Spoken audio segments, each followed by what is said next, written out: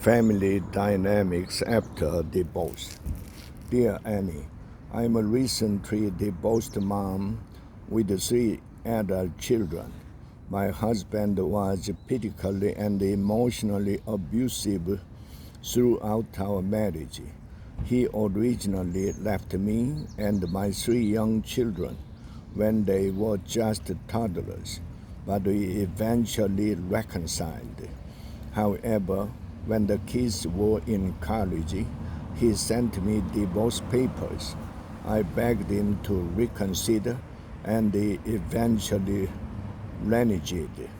Several years later, after 2 of our children were married, he again filed for divorce and moved out and purchased a new home without me.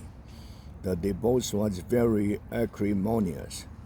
As of this date, despite the judgment against him, he has failed to pay alimony and still owes a significant amount of asset from the original settlement.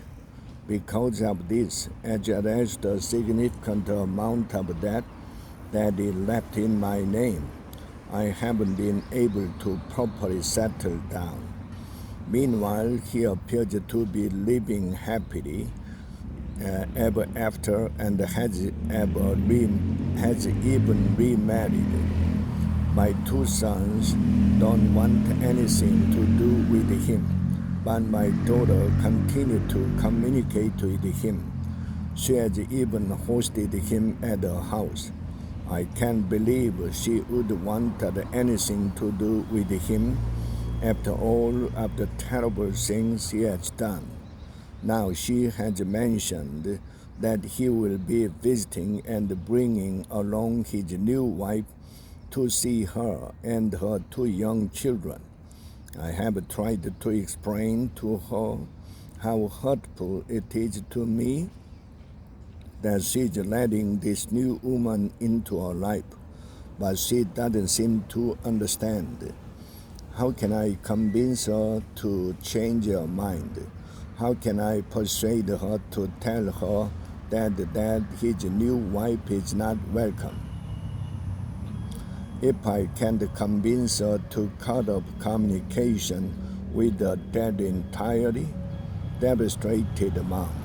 Dear devastated mom, your ex-husband does not sound like a very nice man, but he's still the father of your children. He's half of each of them, expecting your kids to fully side with you and cut off communication with their dad and stepmom is not in their best interest. It might be in your best interest because you are understandably hurt and you want him to feel hurt as well by having his children shut him out.